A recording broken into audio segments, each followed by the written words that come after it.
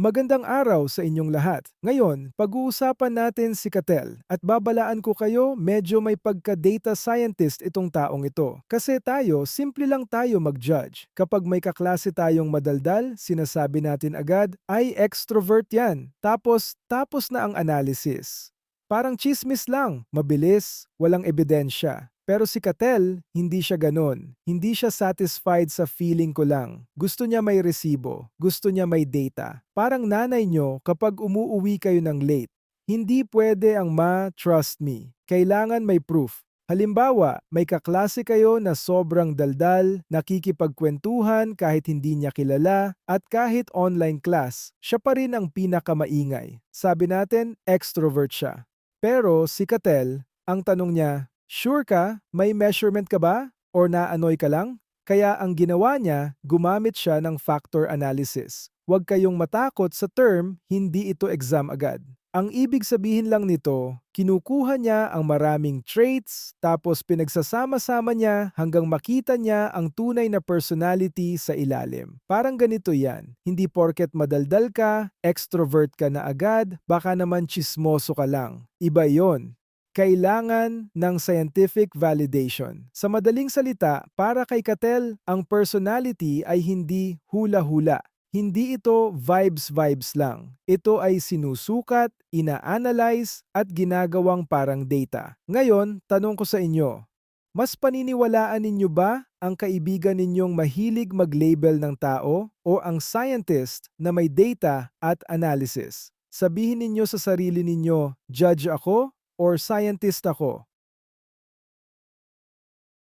Ngayon, punta naman tayo sa susunod na idea. Paano ba talaga sinusukat ang personality? Kasi aminin natin, kadalasan kapag tinanong tayo, anong personality mo? Ang sagot natin ay depende sa mood. Minsan mabait, minsan hindi, minsan extrovert, minsan ayaw makipag-usap, parang wifi signal, pabago-bago. Pero si Katel, ayaw niya ng ganitong sagot. Para sa kanya, ang personality ay dapat consistent at measurable. Ibig sabihin, hindi ito pabago-bago base sa trip mo lang o sa init ng ulo mo. Gumamit siya ng data at statistics para masukat ang traits ng isang tao. Hindi lang siya umaasa sa observation. Hindi lang siya tumitingin at nagsasabi ng mukhang tahimik, introvert yan. Hindi pwede ang mukhang. Kailangan may numbers. Halimbawa, kung ikaw ay friendly, hindi lang sapat na sabihin mo na friendly ka. Dapat makikita ito sa pattern ng behavior mo. Ilang beses ka ba nakikipag-usap? Gaano ka ka-open sa ibang tao? Consistent ba ito? Parang ganito yan. Kung sinasabi mong masipag ka, pero isang araw ka lang masipag sa isang linggo, questionable na yon. Baka hindi ka masipag, baka sinipag ka lang. Kaya para kay Katel, ang personality ay hindi lang description. Ito ay quantifiable. Ibig sabihin, pwede itong lagyan ng value, sukatin, at i-analyze gamit ang data. Sa madaling salita, hindi sapat ang feeling ko, ganito ako. Ang tanong ay, may ebidensya ba? Ngayon, isipin ninyo ito. Kung susukatin ang personality ninyo gamit ang data, lalabas kaya ang tunay na kayo o iyong version na gusto ninyo ipakita?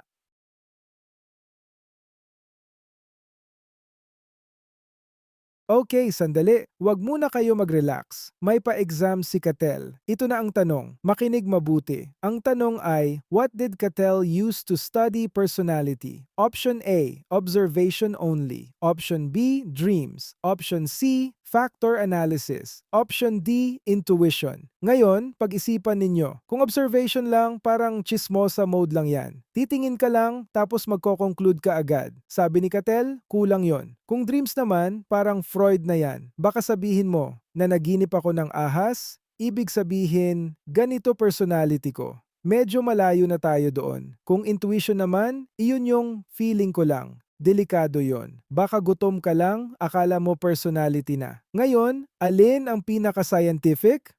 Ang tamang sagot ay letter C, factor analysis. Ibig sabihin, hindi lang siya basta nag-observe. Gumamit siya ng data, pinroseso niya, at hinanap niya ang pinaka-core traits ng isang tao. So, tandaan ninyo ito, kapag si Cattell ang usapan, hindi pwede ang hula, hindi pwede ang vibes. Dapat may analysis. Ngayon, tanong ko sa inyo, ilang beses na kayong nag-label ng tao gamit lang ang observation? At ngayon, feeling ninyo ba accurate iyon?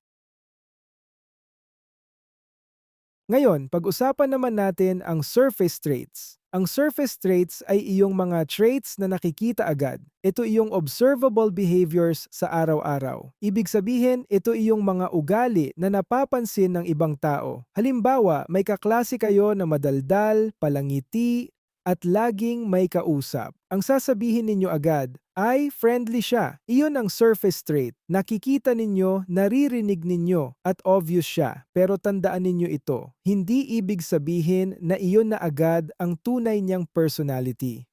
Halimbawa, may taong tahimik sa classroom. Ang iniisip ninyo agad, introvert siya. Pero possible din na inaantok lang siya o wala lang siyang gana makipag-usap sa inyo. May isa pa, may taong sobrang bait sa harap ng teacher. Laging, yes ma'am, yes sir. Pero paglabas ng classroom, ibang tao na. Ibig sabihin, ang nakikita ninyo ay surface trait lang, hindi pa iyon ang buong personality. Parang social media lang yan. Ang nakikita ninyo ay highlight reel. Hindi ninyo nakikita ang behind the scenes. Kaya ang surface traits ay parang first impression. Mahalaga siya, pero hindi siya sapat para sabihin na iyon na ang tunay na personality ng isang tao. Ngayon, isipin ninyo ito. Yung ugali na pinapakita ninyo sa classroom, iyon ba talaga ang totoong kayo? O iyon lang ang surface version ninyo? Ngayon, dito na tayo sa mas malalim. Ito na ang source traits. Kung ang surface traits ay iyong nakikita, ang source traits naman ay iyong pinanggagalingan ng behavior. Ito ang tunay na dahilan kung bakit ka ganoon kumilos. Halimbawa, may kaklase kayo na madaldal, friendly, at laging may kausap. Iyon ang surface traits. Pero ang source trait niya ay extraversion. Iyon ang core personality niya. Parang ganito iyan. Ang surface traits ay parang symptoms. Ang source traits naman ay parang diagnosis. Hindi sapat na alam mo lang na madaldal siya. Ang tanong ay bakit siya madaldal?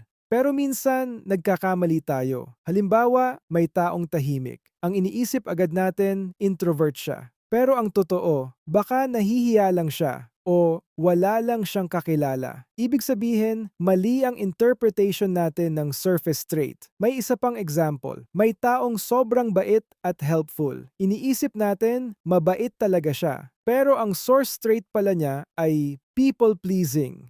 Kaya siya ganon. Iba ang dahilan kahit pareho ang behavior. Kaya importante ang source traits dahil dito natin naiintindihan ang tunay na personality ng isang tao. Sa madaling salita, huwag tayong mag-stop sa ano ang nakikita. Kailangan itanong natin, ano ang dahilan? Ngayon, tanong ko sa inyo, yung mga ginagawa ninyo araw-araw, iyon ba ay tunay ninyong personality o may mas malalim pang dahilan sa likod nito?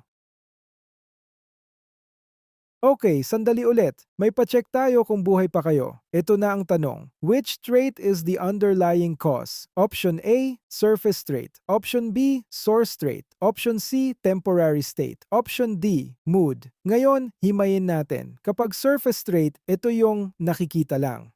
Ibig sabihin, hindi pa ito ang root cause. Parang sinabi mo lang, madaldal siya. Okay, pero bakit? Hindi pa yon ang sagot. Kapag temporary state naman, iyon yung panandalian lang. Halimbawa, masaya ka ngayon kasi may sweldo. Hindi ibig sabihin masayahin ka na talaga habang buhay. Kapag mood, mas short term pa yon. Halimbawa, bad mood ka kasi gutom ka. Hindi iyon personality, kailangan mo lang kumain. Ngayon, alin ang tunay na dahilan? Ang tamang sagot ay letter B, source trait. Ito ang pinaka-core. Ito ang dahilan kung bakit lumalabas ang behavior. Kaya tandaan ninyo ito. Huwag kayong magpapalin lang sa surface. Hindi porket nakikita ninyo, iyon na ang totoo. Ngayon, tanong ko sa inyo, ilang beses na kayong nag-assume sa tao based sa first impression, tapos mali pala?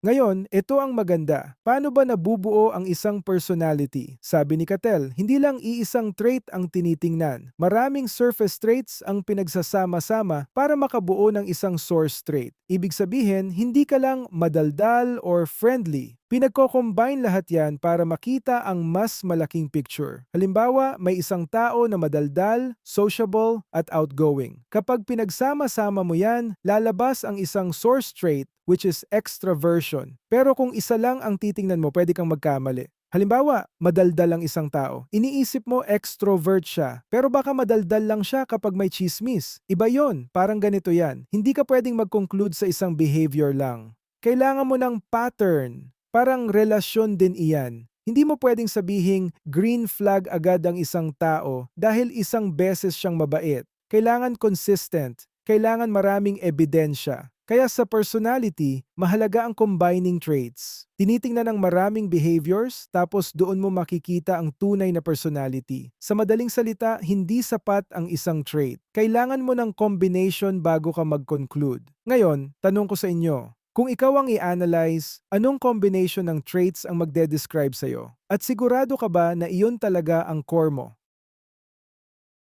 Ngayon, ito na ang pinaka-output ni Cattell. Ito ang kanyang masterpiece. After niyang pag-aralan ang maraming traits, pinagsama-sama niya ito at ni-reduce niya into 16. Kaya tinawag itong 16 personality factors or mas kilala bilang 16PF. Ibig sabihin, mula sa napakaraming traits na pwedeng ilista, pinili niya ang 16 na pinaka-core na dimensions ng personality. Parang naglinis siya ng data, tinanggal ang unnecessary and naiwan ang essential. Parang ganito yan. Kung titingnan mo ang sarili mo, pwede mong sabihin na ikaw ay mabait, masipag, madaldal, tahimik minsan, seryoso, minsan joker, at kung ano-ano pa. Ang dami, di ba? Nakakalito. Pero si Cattell, sabi niya, sandali lang. Ayusin natin yan.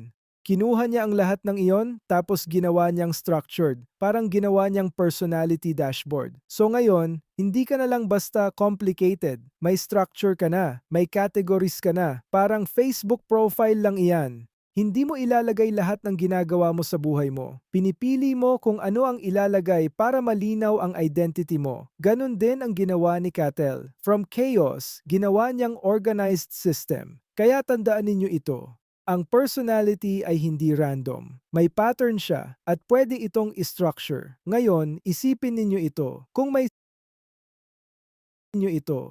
16 factors na nagde-describe ng personality, alin kaya doon ang pinaka-dominant sa inyo? At handa ba kayong malaman ang sagot? Pero before you go to the next, go to the YouTube description para makita ang 16PF.